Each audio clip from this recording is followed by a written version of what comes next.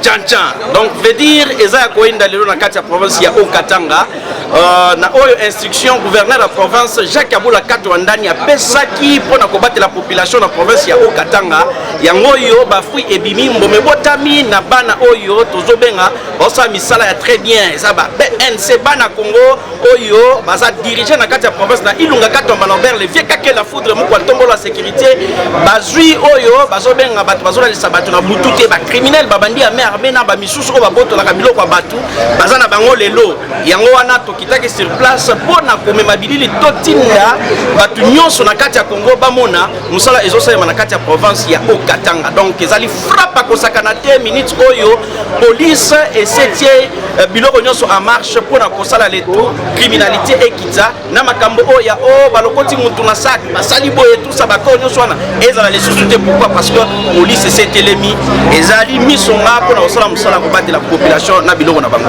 Parmi ces criminels, il y a 7 repris de justice, à plusieurs fois arrêtés et relâchés par la justice militaire.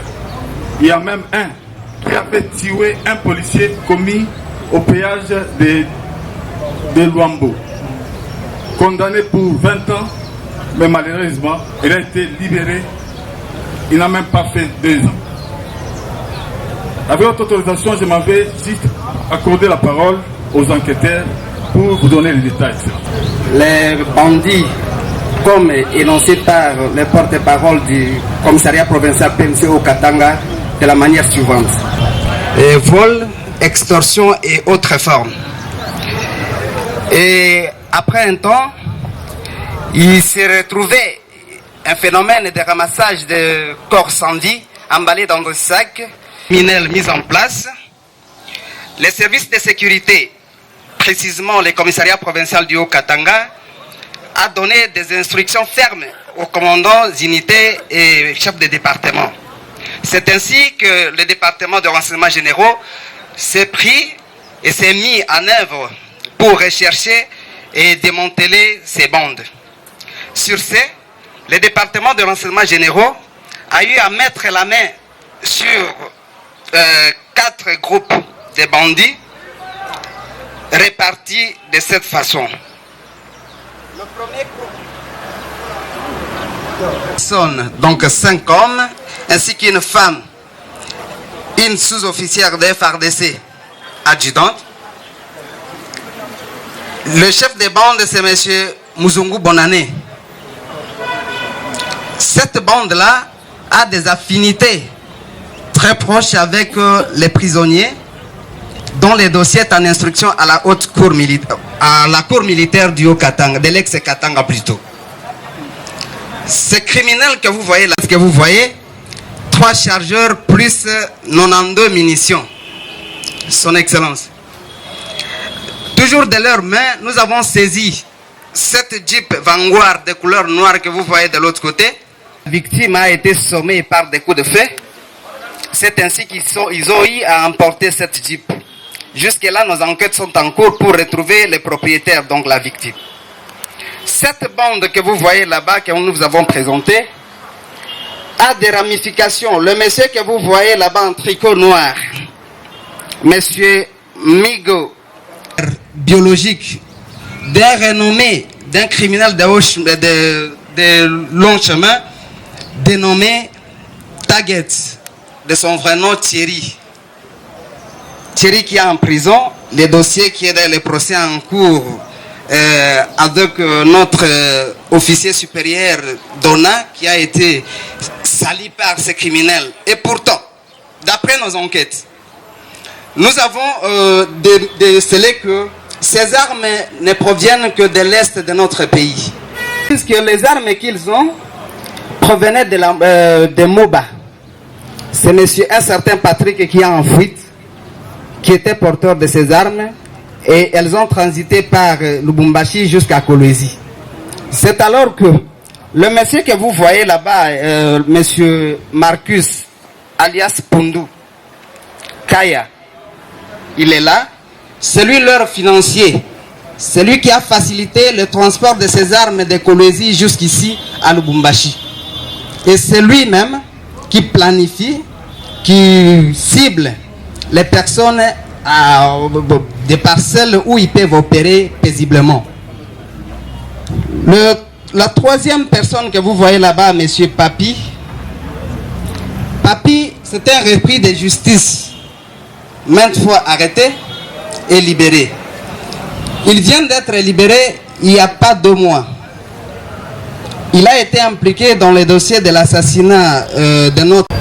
Celui qui était parmi les conducteurs de véhicules qui avaient opéré ou qui avaient servi à l'opération, à l'exécution de cette opération-là. Il est là.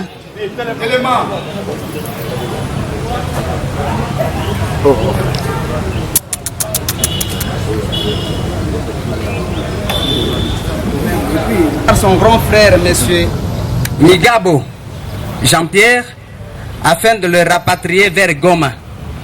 Et cela en connivence avec un magistrat militaire dont nous nous réservons de citer son nom devant la presse.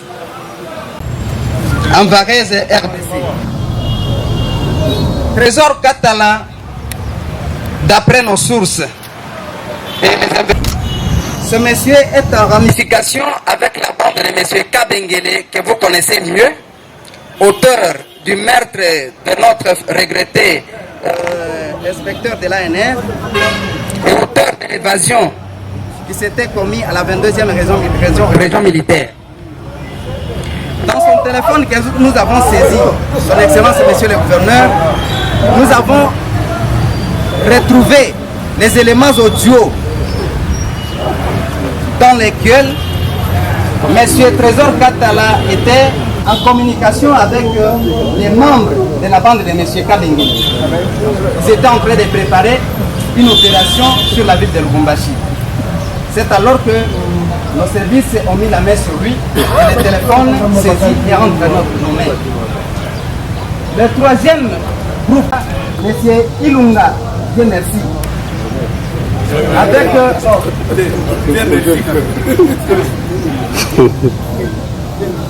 Avec une arme AK-47, 5 chargeurs ainsi que 59 munitions.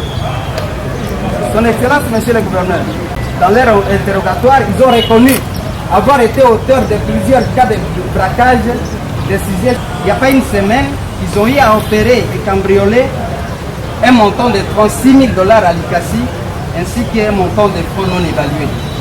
C'est ce qui leur a servi de pouvoir acheter les 2 voitures que vous voyez là-bas. La BM ainsi que Raoul. Il y a un composé de ces 11 suspects que vous voyez avec ces 5 machettes. 14 chez Kaboul.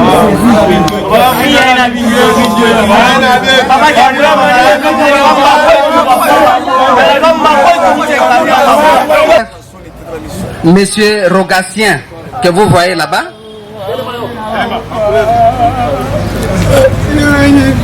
c'est celui-là le chef de bande.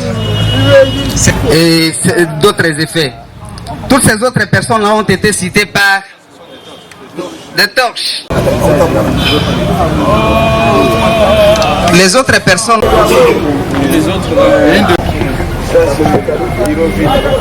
C'était 2 groupes de criminels. Le premier groupe, les 4 journées, ils se sont donnés à extorquer des sacs de dames au centre-ville. Un sujet indien qui s'est promené avec sa femme a été victime de ça, donc on les a arrêtés en flagrant délit. Et le deuxième groupe, c'est 2 personnes qui viennent du côté Katouba. Ils ont, dans la nuit du 28 au 1er mars, 28 février au 1er mars, ils ont terrorisé le quartier Kaponda Sud. Ce sont des casseurs de vitres. Ils sont entrés dans plus ou moins 5 maisons. Ils ont été reconnus par l'une des victimes. C'est comme ça que les enquêtes sont en cours pour retrouver les restes. Et plusieurs effets. Et ils avaient des armes blanches. Ce premier groupe, j'avais oublié, ils ont une moto, la moto qui est là devant. Ils ont un couple de criminels, un mari et sa femme. Ils se promènent avec la drogue. Ils vont dans des sociétés pour coopérer avec des gardes afin de droguer les responsables et de voler des véhicules du genre Land Cruiser et consorts. Et vu l'état de sa femme qui était enceinte et qui avait des problèmes de santé, les parquets les a récupérés. On est en train de suivre le dossier à ce niveau-là. Nous vous remercions. Les collaborateurs, je voudrais vous féliciter pour le travail que vous êtes en train d'abattre. Bref, je félicite tous les services de sécurité parce qu'il y a quelques jours, nous avons été traumatisés par la cruauté de ces jeunes gens qui ont dû causer du tort à notre société et par conséquent même créer la panique. On a commencé à constater des morts en cascade, des gens mis dans du sac, tout ça. Alors aujourd'hui, merci beaucoup pour ces jolis coups de filet. Et donc tout ce que nous allons chercher, c'est que nous allons mettre ces gens à la disposition de la justice pour que la justice puisse faire son travail. Mais d'emblée, nous pensons que la population doit être aussi très vigilante. D'ailleurs, pour arriver à mettre la main sur ces gens, nous avons bénéficié de la collaboration de la population. Et nous voudrons que la population continue à collaborer avec les services de sécurité, donne des informations au moment opportun, dénonce des criminels pour que nous puissions éradiquer ces phénomènes dans notre vie. Donc bref, coup de chapeau à la police, coup de chapeau à la population pour cette franche collaboration et je crois que nous allons assainir notre milieu de tous ces jeunes bandits. Voilà. Oh, police azo sala msala te. Oh, police haitumike tout ça. Mais apa beku na bamba. Mais une fois encore tunaweza kubadilika tuvete tena beko munjia. Donc banabamba munacha. Donc Lubumbashi na kuwa na system ya ping pong. Donc leo wanachofesha hapa kesho wanafanya hivi. Pour cela tunasema hivi. Justice inapaswa kutumika kazi hapo normalement. Kama polisi anabamba banapeleka ku justice anapaswa kufuatilia. Ba innocent ne batosha, ba mambo nabo bane ba incriminer banebeka ndani kama ni kwenda Kinshasa ku prison yangenga banenda kuikala pourquoi parce que population inapasha ikale kimya. Tunasema ndio babandia mer mais bale beko na test population. Hakuna kubamba